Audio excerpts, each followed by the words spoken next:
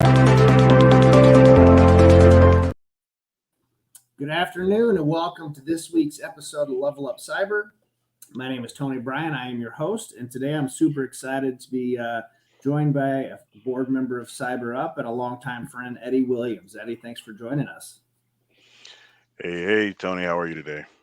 I'm good. So, exciting topic today. Eddie and I were we're prepping and getting ready for what we wanted to chat about. And I think the idea really came up of, this idea, and we've talked about it a lot, and we've done some, Eddie was a former PwCer, and we had a lot of apprentices, so had a lot of success there. And I think this idea of bulldogs versus brain surgeons come up, but I think it really came from a conversation you were having, Eddie. So definitely, jump in, tell us where it started and where it all came from.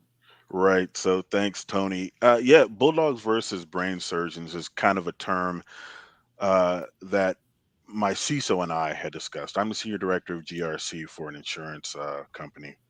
My boss is the CISO, looking to hire a few people. And the question was, do we need someone who is a consummate expert in whatever subject, or do we need somebody who has a general understanding of the topic and is ready to go get it? Who's going to bite and not let go until they get the answer they're looking for? So we kind of started settling on the term bulldog for that newer person who's got who may not have as much experience, but they have the drive to go get the information, go get their job done, and gain that experience. And the brain surgeon who has really highly specialized experience. They've been in the game for a while, and they're going to be the type of person who can answer any type of offhand question that you're going to have. So that's kind of where it came from. I got so excited about the subject. We didn't take any time to actually introduce yourself. And I think it's important, right? I know a lot of folks that tune into the show, are early in their careers and really trying to think through, Right. how they want to be when they grow up. So I think it's just an important part of just everybody's story, because what I've learned in the past 7 years of doing this is everybody's journey has been a little bit different than everybody else's. So tell us a little bit about your journey and how you got into the world of Ooh. cybersecurity. Well, a long time ago, when dinosaurs roamed the earth in about 1999, I joined the U.S. Army. I was IT. I was reclassed to 35 Mike, well, 97 Echo back in the day, human intelligence collector. A couple deployments later, uh, you do a lot of those physical security type things for some of the bases, some of the FOBs that you're at overseas and in garrison. In about 2006, 2007 timeframe, went back as a civilian contractor after ETS and joined the reserves.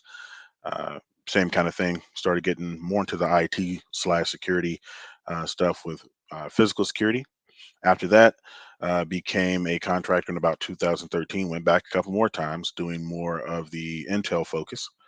After that, got out completely. Became a cybersecurity contractor focusing on physical security. After that, joined PricewaterhouseCoopers, had a great run there.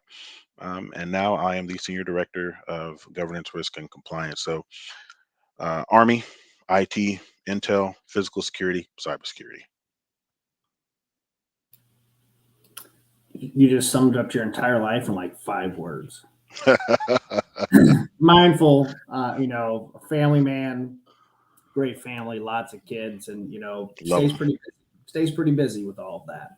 I do. So on the Bulldogs versus brain surgeons idea, give us paint us a picture of your definition of just, we're going to take each one at a time. What would an ideal bulldog look like, and we'll do the same for brain surgeon, but we'll start Okay. with bulldogs. So, one of the biggest things you got to figure out is what you're hiring for, as a hiring manager, and what you actually need to accomplish that job or those job duties. One of the biggest things I see is people not exactly understanding what they want to hire for. They talk to the recruiters, and you have a laundry list of things that are great to have, but number one, everybody ain't going to have them, and two, you don't really need them. For instance, if you have an entry level position, that's going to be doing 40 hours a week of GRC type stuff where they're only going to be writing policies. Do you really need to know? Do you really need someone who's an expert in firewall applications? Do you need someone who understands the difference between TCP and UDP? That'd be great to have, but that's not going to be their day-to-day job. You don't need a SOC expert. You need someone who understands the basics of writing policies, who understands the basics of writing procedures, how to get those things through their own process, and is willing to go talk to the people who need to be talked to and not let go until they get an answer. Someone who's willing to pick up that phone and say, hey, uh, answer this question for me if they don't have the answer. Someone who's going to be able to latch onto it and not let go of it until they get the answer and they get the right answer and vet that answer, right? So it's not necessarily just asking the people who you want the answers from, but talking to your leadership and saying, hey, is this the correct answer? Is this what you're looking for? Is this what you want? If not, I'll go back and get something else, right? So that's generally what a bulldog is. Of course, there's going to be a little bit different depending on what roles you're hiring for, what you're looking for them for. What what form of education or training or what expectations do you have for somebody that fit what you just described? 4-year university degree or equivalent is kind of that nutshell. I don't necessarily need you to have a bachelor's degree in any particular thing, IT, information security, or cybersecurity. I need you to have that drive that leads you to going to get that degree or that experience, right? So I want someone who's going to be able to jump on it, whether they have the formal education from a 4-year accredited university or they have, the equivalent 8 years or whatever in the Marine Corps as an IT specialist, or someone who's not IT but who's been dropped in the IT shop. As you know, the Army volunteers you to do things, dropped in the IT shop, and they've been making it happen for 8 years as a sergeant or staff sergeant, something like that. So All right, so we heard the Bulldogs. You know what? How would you describe the brain surgeon mm, on your? that's a good one. Those are the specialists, almost the hyper specialists, right? So you've got people who can tell you every single thing about one particular product, and that's it. That's all they can tell you. But every single thing you want to know about that particular product or space, right? So again, web application firewalls. They can tell you about web application firewalls. They can tell you about firewalls. They can tell you about every single switch you need to flip. They can tell you the difference between this one and that one, and that's their focus. And there's going to be plenty of times where you need those.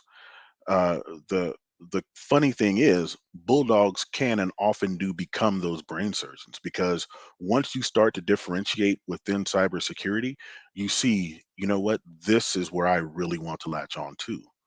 After a little bit of time, if I see my firewalls or I see the SOC or I see GRC or I see identity and access management, I can latch onto that and I can become that brain surgeon.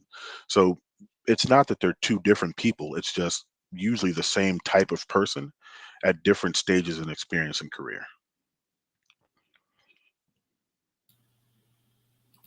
What skills, attributes, degrees, certifications do you feel brain surgeons should have? Hmm. I think they should have at the very least the certification of the thing they're a brain surgeon in, right? Um, you've got the CISSP, which is, you're really starting to get narrowed down into your security focus, right? Certification. Those are good for brain surgeons, again, to start off with as a general kind of thing. But I mean, if you're a blue force, if you're daggone a blue team, certified ethical hacker, certified hacking forensic investigator, those types of things, hyper specialized certifications.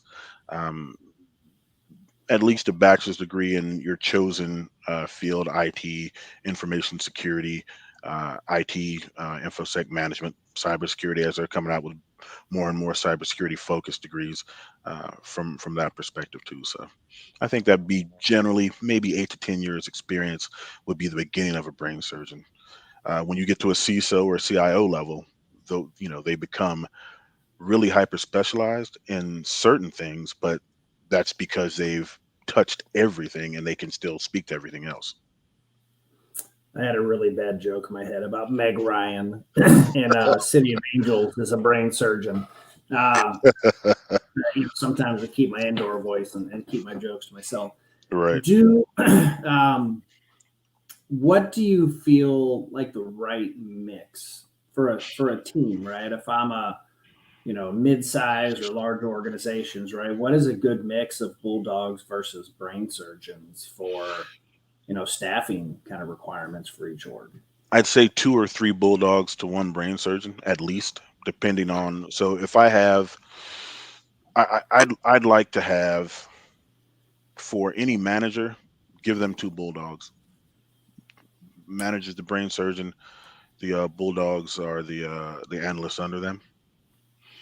Hyper specialization at the director, senior director level. Uh, Under that, for every manager that's under me, I want 2 bulldogs at the very least, probably 3. Because for a mid-sized organization, the workload is going to be such that one person's not going to be able to handle every single thing. It's simply impossible. Now, every single thing that needs to be handled, you're going to have some of those things that don't require a hyper specialized answer, or you're going to have several things that do. The manager, the brain surgeon, senior director level brain surgeon is going to be able to give those answers, and those bulldogs are going to be able to shape the response around that, shape the tactical response around that strategy by the brain surgeon. All right, I like them odds and ratios. What have you seen in your life and in your roles, or maybe seen in others of organizations who have adopted or done this type of approach and how they're hiring, and what have you seen be successful for those groups? What have been the outcomes, right? So, I mean, I'll dive in a little deeper. So you got your one and your two, Yep. one brain surgeon, two bulldogs. You've got that ratio. Like, I feel like that's a good mix. But like, what have you seen come of the results and outcomes of groups that have done that, as opposed to a team of 10 and you have 10 brain surgeons, right? Like with your Yeah. founders, that type of thing. I feel as Right. it makes sense, but sometimes it's also really hard. Yeah. Right. Right. So I'll start with the 10 brain surgeons. It's a little top heavy. It always ends up a little top heavy. Uh, hmm, Top heavy organizations are where the good idea fairy lives. It's hard to agree on a strategy if everybody has the exact amount of say in a strategy, which is not necessarily a bad thing. It's just going to be way more difficult to get that strategy in place to execute against it. So with enough bulldogs, you've got the brain surgeon and the leader to set that strategy. You've got one direction to go in, and everyone else on that team, including that leader, is able to pull in that direction without having too many different, uh, without having things pulled in other directions. Because once you set them, they can go. They've got the drive, they got the ambition, and once they hear what the direction is, they can go in that direction. Come back and ask for instructions as needed, but they are willing to go out there and do it. So for the organizations that I've seen that have gotten that kind of ratio right and have gotten that top down strategy right to set the direction from the top down, it always goes pretty well. It's kind of how I do my team now, right? I try to set the tone, set the strategy. CISO sets a strategy above me and says, "Hey, Eddie, I need this, that, and the other." My job is to say 3 bags full.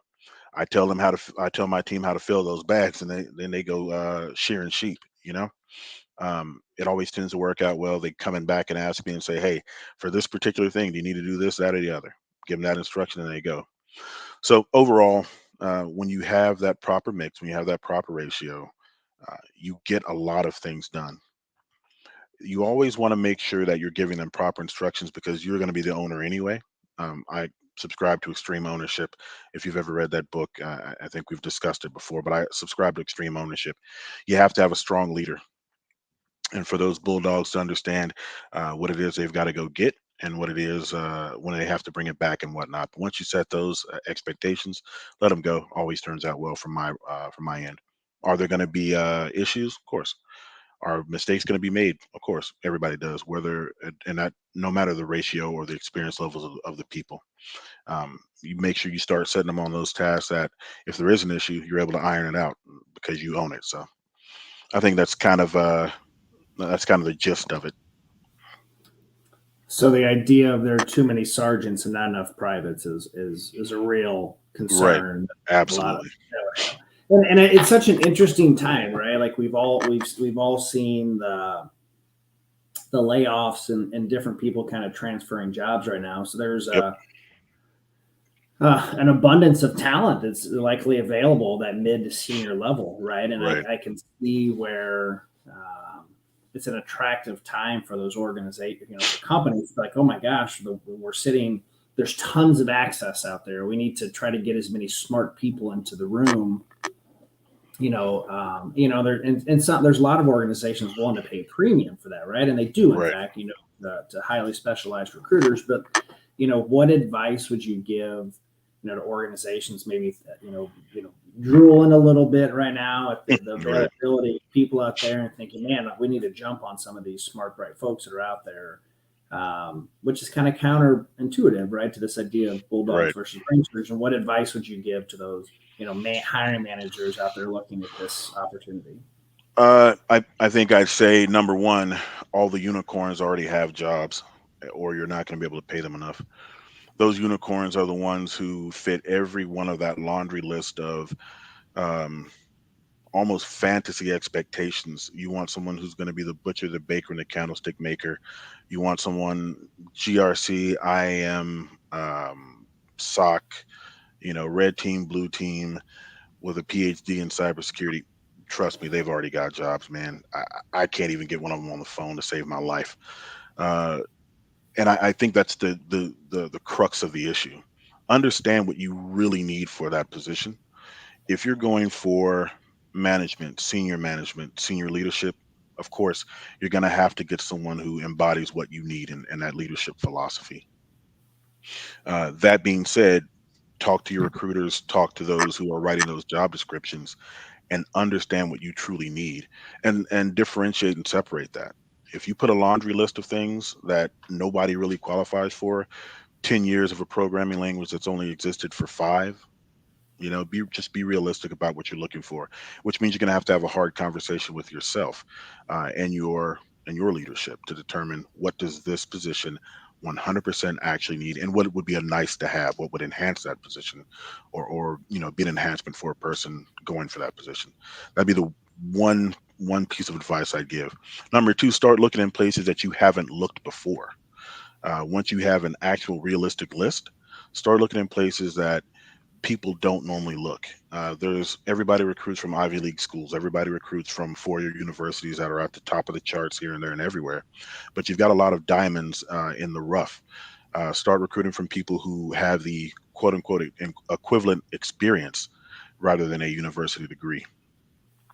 Understandable that it's that prestige kind of look, but you're going to find a lot of people who've been I know people who could run circles around me in any particular subject who've never gone to school. They just do this every day and they're doggone good at it. Yeah, I mean, I think there's an opportunity afoot for those organizations that for some of those hyper specialists, right? Well, let's say I'm a fairly young security program within an organization that I haven't had the opportunity to hire somebody that does specializes in GRC or somebody who specializes in a SOC, right? I think that's a great way to go out and recruit some of these folks that have those particular skills and maybe fill a gap, right? Right. That you wouldn't necessarily have currently in your organization. You've always wanted to do it, and just the struggle of finding people has made that really hard. But staying in line with the Bulldogs versus brain surgeons, it's a great opportunity for you to get that particular highly specialized person, and then Absolutely. take that same 1-to-2 ratio and go find 2 bulldogs and assign with that person. That person may have that bulldog in mind already, right? Yep. They've probably got partners and organizations they work closely with, um, where they have found great success in recruiting. So lean into some of those things, and if not, I encourage most organizations to look at orgs like CyberUp and others that have great non-traditional pathways and learning opportunities for folks. So it's not. I guess the point of that is I'm not trying to um, poo-poo the idea of going out and hiring specialists. It's definitely not the Right. case. But Absolutely. Absolutely. being mindful of like, man, this is a prime opportunity for me to expand my program into areas we haven't had coverage. Let's Yep. find that person who would have that skill set, build out that program for our group, and equip him or her with a couple folks that are below them to really get the program where it needs to be, or at least moving forward in the right direction. So, Absolutely. and very much in line with last week's discussion with Dave Stapleton about this idea of Yes. cybersecurity being a cost center, right? Like, Right. if I'm able to justify, like, hey, here's where our risk is as our organization, I'm really seeing as we go forward, this cyber insurance price is going to continue to go. We need to do some of these things where you would have the ability to do some, maybe I don't want to say special projects, but some more long-term projects with specialized folks. Right. Absolutely. Um, I don't want to like give you the softball and like pitch side, because that's an easy thing to do. But Right. you've always come at it from a very different mindset and approach. I think maybe just from your own, the military background and how you get into it. But like, what are some of the things you're looking for in folks when you're, you want to find that bulldog? What are some of the attributes and things Oof. you're seeking from somebody? Well, one of the biggest things I tell anyone, so through CyberUp and a couple other programs, I've been a mentor for people who are leaving the military, traditional and non-traditional mentor. I've got people who have found me on LinkedIn and just give me a call sometime, right? Um, One of the biggest things I'll say is you have to have the aptitude. In the military, you have your ASVAB, or Army at least. Uh, aptitude. Your aptitude test basically doesn't say that you're great at any one thing. It just says what you could possibly be good at, where your talents lean. Have to have that aptitude. You also have to have the interest. Doesn't matter how good I am at math if I hate math, right? Same thing with cybersecurity. You have to have that interest, which is going to give you that drive. I'm not saying you have to build servers. I'm not saying your biggest hobby has to be building servers in your spare time, or doing bug hunts. When you're sitting in the doctor's office on your cell phone or something. But you have to have a healthy attitude toward actually learning this stuff. And the third thing is that willingness to learn is going to be tempered by uh, your experience, your attitude. You have to have a good attitude. I tell people I can teach you anything you need to know. All the technical skills can be learned.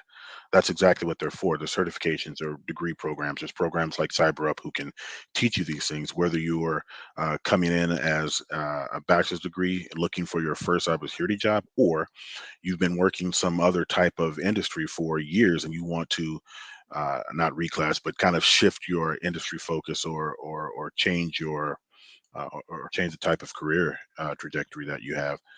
So come in with a good attitude, come in ready to learn and willing to learn, and don't be afraid to ask questions. One of the biggest things people, especially if you don't know what you're talking about, it's almost counterintuitive, but people don't ask a lot of questions when they don't understand.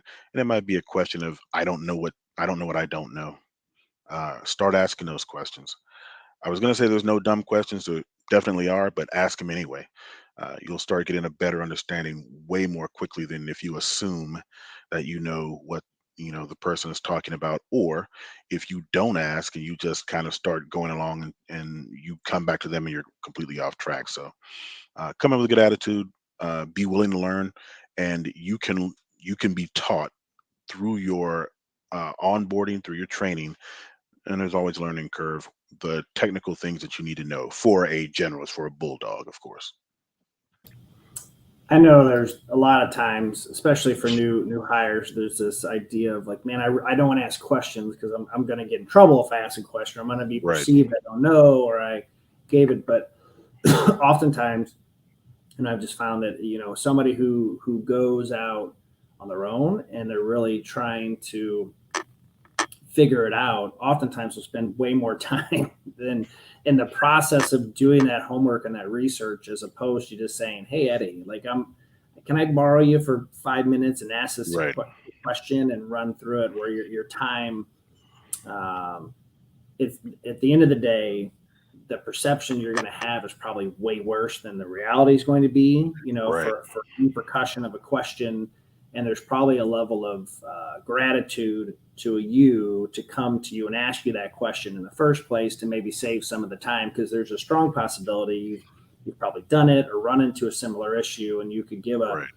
tip or trick or a tool that'll make that process 10 times easier for that person, just to make things go a little Absolutely. faster. We generally implement the 10-minute rule. If you find you're kind of stuck on something for longer than 10 minutes, Right. pause, ask somebody for help, right? Because it Yep. shouldn't take you that long to figure it. If it's going to take that long to figure out, ask a question. We can make it a little bit easier. Absolutely. What as you kind of look ahead, right? There's a lot of, I think COVID did a good job of slowing down the growth of the sector, right? Because we were on this like fast pace, and it seemed to like level out. But I Right. speculate that it'll start to pick back up here, right? Because I everything I'm reading in articles is that, yes, there have been layoffs within the technology space. The majority of it is really centered around sales folks and talent acquisition folks, more so than your technical, more specialized folks in the space. What do you see any trends, for the remainder of 23? I almost said 22, 23, going into 24, just for hiring and different things. What do you see ahead of us? I think as the pool of cybersecurity talent uh, that has not found a new position continues to hover around a certain level. Uh, I think more of those higher and lower relative positions to the person are going to be snapped up. I think some of the apprentice type or apprentice level, entry level positions, we're going to have to start opening those back up again. Everybody wants the PhD, everybody wants a unicorn, but those positions are going to have to start opening up again. You're going to have to get one hyper specialist expert, and you're going to have to get someone under them, and that also helps you not only save money in the short term, because as we know, cybersecurity is a business driver, not a sunken cost. Number two, it's going to help you mold them into your future cybersecurity leaders. So I think those are a couple of those trends. As far as those things go, cybersecurity in general, number one, ain't going nowhere. With the rise of things like Chat GPT, they're going to be able to help, with some of those automated tasks, pen testing, vulnerability management in very superficial ways, but you're still going to need those people on the ground behind that to do some of those queries and whatnot anyway. So those are some of the trends I'm personally seeing. I've always, have been an advocate that there's, we solve this skills gap, right, or talent pipeline, or whatever word or imagery you want to use, and really three ways, right? We gotta grow cybersecurity degree programs, right? We It's do. we've seen a huge uptick across the country for 4-year programs that have created degrees, and 2-year programs that have created degrees, and they're a very important part of the equation of how we grow talent. The second is, really growing in non-traditional pathways, right? Like, we Hmm. ultimately need people to fill these roles. So getting more people just trained and the skills and qualified, are important. And third is, you just alluded to it, this idea of automation, right? Like, automation isn't intended to be scary or take away, I think, other people's jobs, and it will to some extent. But Of it's course. on us, in programs like CyberUp or other technology companies that are out there, to really look at, how do I upskill or reskill this person to where they have an automation resilient type of career. So, by creating an automated process for some of the manual, more mundane tasks that I think a lot of organizations that have, Hmm. that are increasing burnout for folks, right? Like, the Right. idea of alarm and log burnouts of just, looking at Yes. data set over data set, of finding ways to automate that. So then the data you get really is just, Useful. eyes on a screen that can assess, analyze, and make a decision off of what those things are. Right.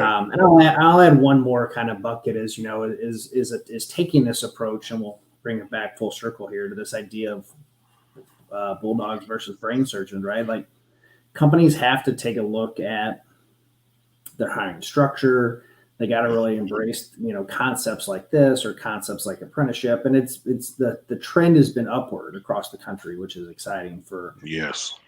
for everybody. But having more and more organizations continue to lean in on that, I think, is really going to be important. Absolutely. The combo of all of those things gets us to more full employment, and more important than full employment is better protected networks, better protected data sets, and data centers. And sprinkling some national security of that. This is all important stuff, and Yeah. I find all too often we have a tendency to focus on the things that we have to buy or the things that we have to sell or all the in between things. It's easy to forget that the subject matter at hand is kind of important, right? Like, there's something here for us is not being protected, or something in the country is not currently being protected. So it's an important job. So the last question that everybody gets, man, what piece of advice would you give for those that are looking to jump in? Number one, get a mentor. Join social media groups, local professional groups if you can. If you're looking to break into the cybersecurity industry, there's someone on LinkedIn you can connect to who, like myself, who's more than willing to talk to you, give you whatever advice you need. Because I want to see people succeed like other people helped me succeed and still are. Number two, start educating yourself. Understand the fact that the field is large and you need to narrow it down as much as you can to find out what you're going to be a brain surgeon in. Number three, be that bulldog. Keep chopping your feet. Do not stop. Make sure this is what you want, but once it's what you want, go for it and do not stop till you get it. 3 pieces of advice. I like to chop your feet as a football fan. Rude Well, hog Eddie, guy. as always, man, I appreciate just one, the friendship, and two, the words of wisdom. For everybody, tuning in today. Next week, very also excited to have our guest Eric Dunker. He is responsible for the apprenticeship and workforce development programs out at Arapahoe Community College out in Denver, Colorado area, a partner of ours. We're going to dive into just how community colleges have leaned into the world of apprenticeship, right? There's a lot they're doing some incredible work, not just ACC, but other community colleges across the country. So I don't feel like they've gotten the respect that they're due, right? Like everybody kind of leans in. You alluded to earlier, the high end Ivy League schools, but man, some of these community colleges are a great way to get some fairly technical / cost effective education for a student that's trying to jump in. So appreciate your time today. Appreciate your leadership for CyberUp and the friendship, and appreciate everybody listening today. So until next week, appreciate all you guys, and have a good one, and stay dry. I think it's supposed to rain across the country all week. So have a great day, everybody. All right. Appreciate it. Thank you.